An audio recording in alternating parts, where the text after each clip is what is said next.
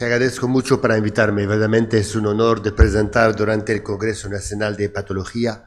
Y aunque yo no soy un hepatologista, tengo que trabajar mucho con hepatologistas y la cosa la más importante yo pensaba es de focalizar mi charla hoy sobre los progresos que tenemos ahora en ecoendo, en colangioscopía y cuáles son las implicaciones para los hepatologistas y tratar de asegurar que todos somos en la misma manera de pensar con el futuro que está llegando. Ok, ya estamos ahora conectando.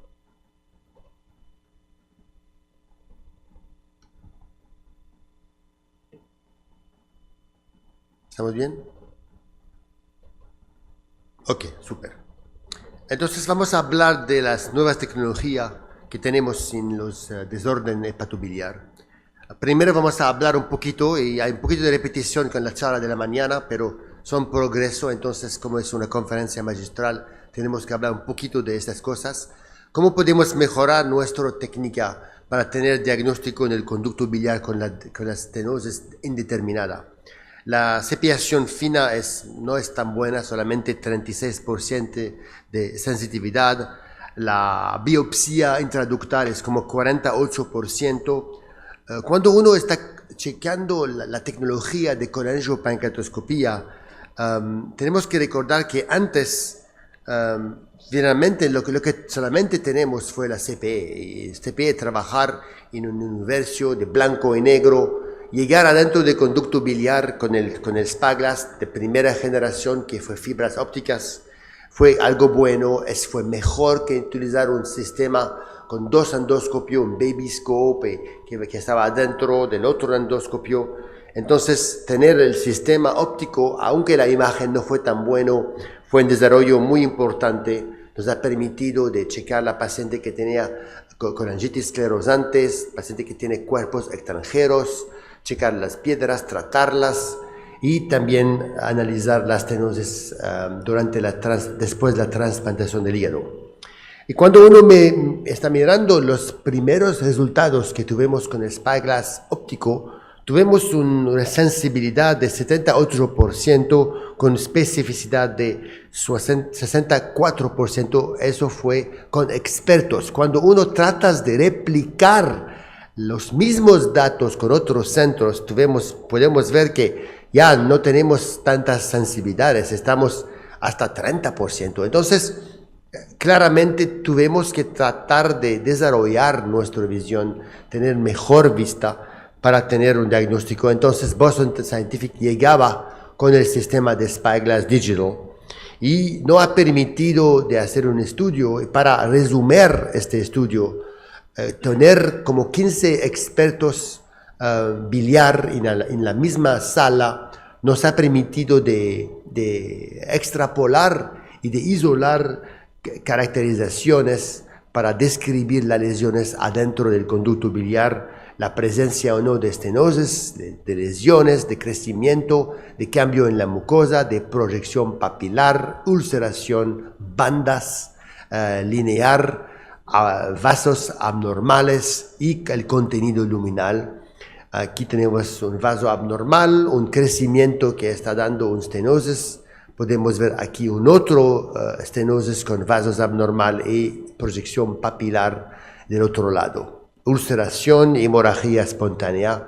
Y entonces tuvimos una ocurrencia describiendo este tipo de caracterización de 70%, que es algo muy importante. Y entonces ahora los criterios de Mónaco son los criterios más utilizados en Estados Unidos y ojalá en el mundo.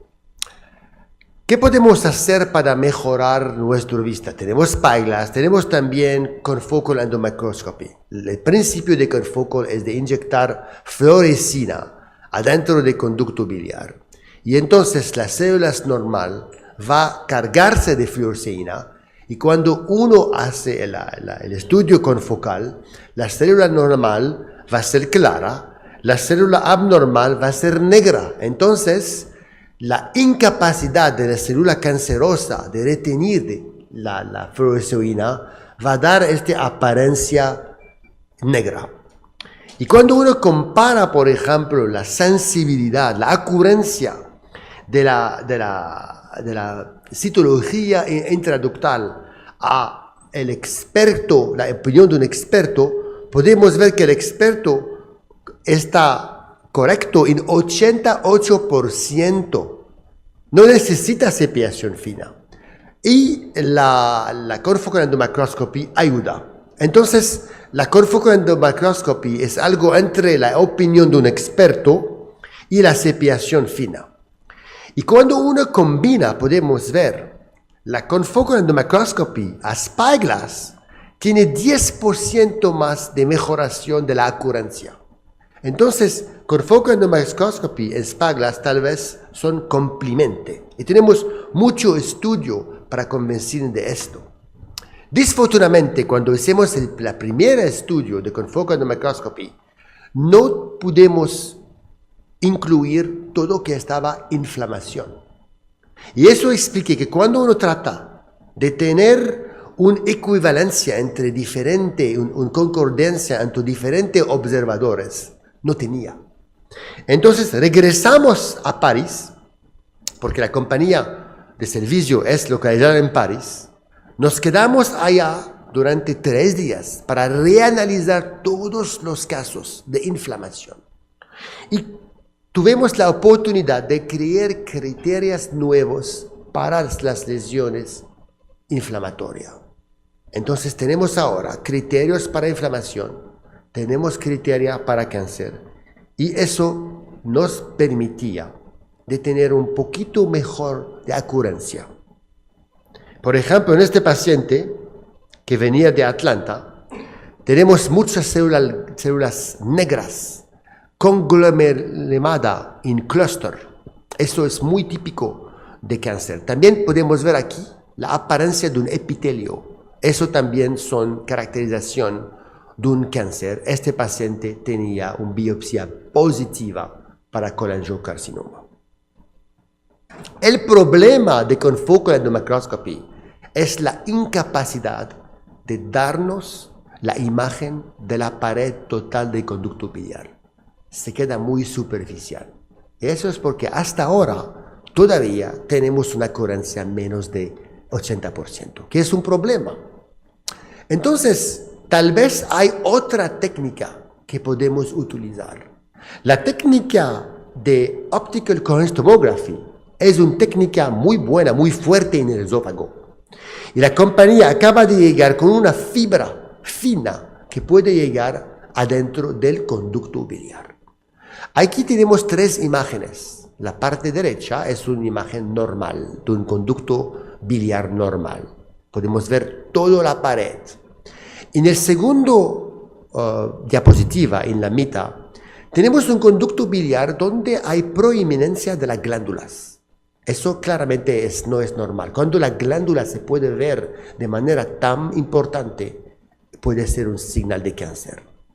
La tercera imagen, que es una imagen muy interesante, que da una impresión de ondulación, scalloping en inglés. Eso es típico para cáncer. Entonces, con esta nueva prueba, nos fuimos a DDW con un estudio multicéntrico americano con 29 pacientes con cáncer y 57 con lesión benigna. Y todos tuvimos la misma impresión, que la apariencia de ondulación, scalloping, la apariencia de ver más glándulas y la apariencia de tener un epitelio con más reflexión está asociado con el diagnóstico de cáncer. Es algo muy importante porque por la primera vez tenemos una concordancia entre lo que tenemos en la visión CPE con la visión de optical coherence tomography a través de toda la pared del conducto biliar. Este paciente venía a vernos con un estenosis biliar distal, entonces no tenía ningún diagnóstico al momento. Estamos aquí haciendo una canalización de la vía biliar después de una esfincterotomía biliar. Y que lo vamos a hacer ahora es poner la sonda de optical coherence tomografía. Y podemos ver aquí a las 11 de la tarde, aproximadamente a las 1 de la tarde, aquí a las 11, el guía. pero podemos ver que esta apariencia del epitelio no es normal. Eso es súper sospechoso para cáncer. Y también lo que podemos notar que el guía está claramente un problema, pero todavía tenemos una aposición con una pérdida de la integridad del conducto biliar y la apariencia de ondulación. Si hacemos biopsia, después de hacer la optical coherence tomography, ponemos un stent metálico y el diagnóstico regresaba conducto del biliar malignante relacionado a un cáncer pancreático. Entonces, la conclusión que tenemos con la adyunción de colangiopancreatoscopía, su técnica, es claramente un jugador muy importante en la investigación biliar. Necesitamos la adyunción de confocal o mejor optical coherence tomography, pero hasta ahora necesitamos seguir con biopsia y cepillación fría. Por favor, tenemos que seguir a tener cepillación fría. Vamos a hablar del desarrollo de la ecoendo y algunos de esos temas acabemos de hablar sobre, pero vamos a reforzar en esta charla magistral algunos conceptos. La ecoendo, como nos has demostrado, nos ha permitido de tener mucha biopsia en muchos lugares acerca del hígado. Y verdaderamente la terapia ecoendo ahora ha crecido. Eso acabamos de publicar, esos los pasos para aprender la terapia ecoendo, ese paso a paso. El primer paso de aprender y masterar la CPE. Segundo paso es de masterar la ecoendo diagnóstico. Después el fellow tiene que aprender a drenar colecciones peripancreáticas. Después la vesícula biliar. Después el conducto pancreático biliar y después anastomosis. Es muy importante respetar esta pirámide para aprender los primeros pasos. ¿Qué podemos traer a los hepatologistas? ¿Cómo podemos ayudar a nuestros hepatologistas a tener un mejor diagnóstico? Claramente, primer paso es dar mejor hígado, pedazo de hígado. Aquí es un estudio muy importante que ha comparado 3 agujas finas que nos han permitido de tener biopsia. La de la parte C se llama el Charcot. La idea del Charcot es de entrar adentro del hígado con una manera de tomar verdaderamente biopsia adentro de la aguja. Está bloqueado el pedazo del hígado. Y entonces lo que hicieron en este estudio es de comparar el Charcot de 19-22 gauge a los otros tipos de biopsia para hacer biopsia, la Procore, la XPEC de Boston Scientific y la referencia estándar que es la biopsia percutánea. Es un estudio muy importante porque no vale la pena de publicar sobre la biopsia ecoendo si no tenemos la referencia estándar que es la biopsia percutánea. ¿Cómo podemos definir una biopsia buena? Estamos aquí en conferencia de hepatologistas. Necesitamos tener la triad portal. Si no tenemos muchas triades portales en la biopsia, no tenemos biopsia buena. Eso es nuestro estándar. Entonces, cuando uno compara los diferentes tipos de aguja, tuvimos mejor triades portales con la Charcot 19-22. Cuando uno compara el tamaño de este pedazo, el tamaño fue muy similar entre la Charcot a la biopsia percutánea. Cuando uno está comparando la adecuancia, como adecuado fue la biopsia, también lo que es más próximo a la biopsia percutánea es la Charcot. Entonces, podemos también darnos cuenta que el Charcot 22, que es una aguja muy fina, da el mismo resultado. No necesitamos tener un Charcot de 19 para tener una biopsia buena. Entonces, para paciente, por ejemplo, que necesita un CPE o una endoscopía cualquiera, si usted tiene la capacidad de tener un ecoendoscopista que pueda hacer biopsia en el mismo momento, uno puede hacerlo durante la endoscopía. Es un concepto interesante que ahora estoy tratando de validar en mi nueva institución y la verdad es que a mi hepatologista le gusta mucho este principio. Otra cosa que acabamos de descubrir es la posibilidad de mesurar la presión portal. Es algo muy importante y Wilson Cook está trabajando ahora con la FDA para tratar de validar este sistema. Aquí estamos haciendo un acceso adentro de la vena hepática y podemos mesurar la presión, podemos checar el Doppler de la vena hepática. Aquí podemos hacer exactamente el mismo con la vena portal, podemos también checar la presión. Y ese estudio de Chris Thompson, un estudio muy importante, que en un cerdo que ha permitido de descubrir, no fue de Kenneth Chang, disculpe, Kenneth Chang de California, que ha permitido de comparar la presión que podemos tener en el sistema portal con la técnica percutánea. Es algo importante porque es nuestra referencia. Y otra vez podemos ver con este mapa que los datos que tenemos con la presión ecoguidado es el mismo con la presión con los radiologistas percutánea.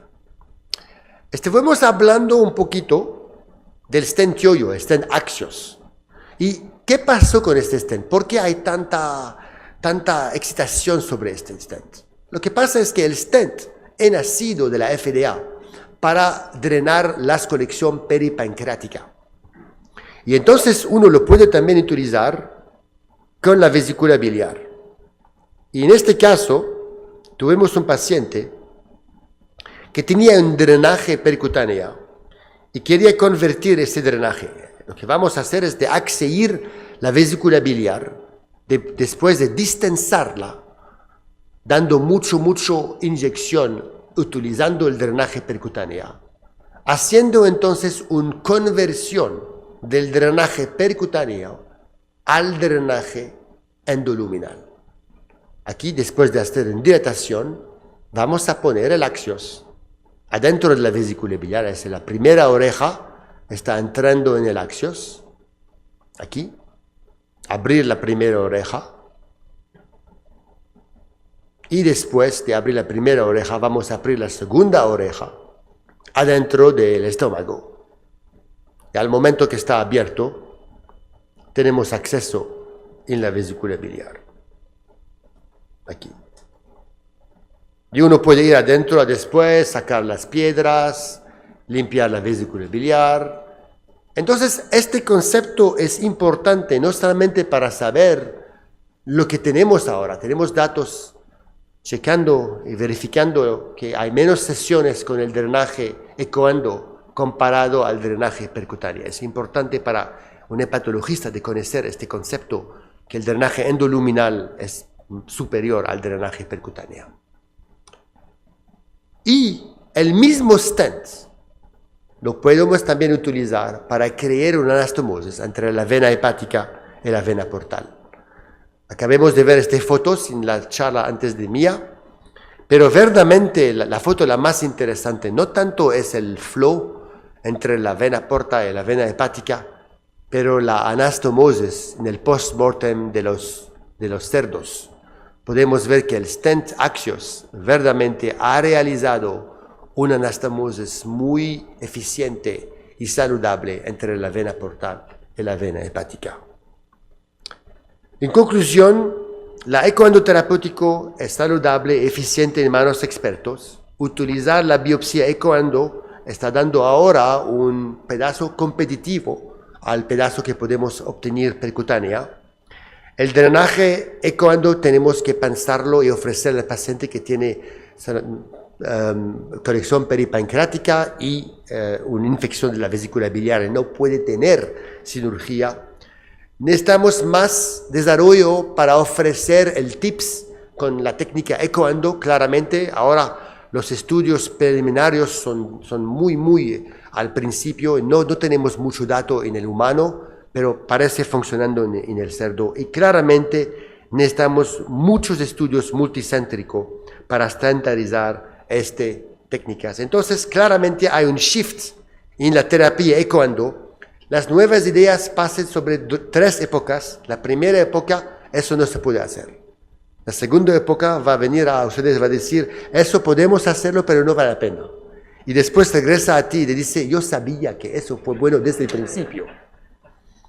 Yo lo dejo con este curso de terapia avanzada en México. al fin de junio y también otro curso en la Tierra Colorada en la Argentina en agosto para terapia ecoando y la imagen de mi fellow que está haciendo ese tipo de procedimiento. Muchas gracias para su atención.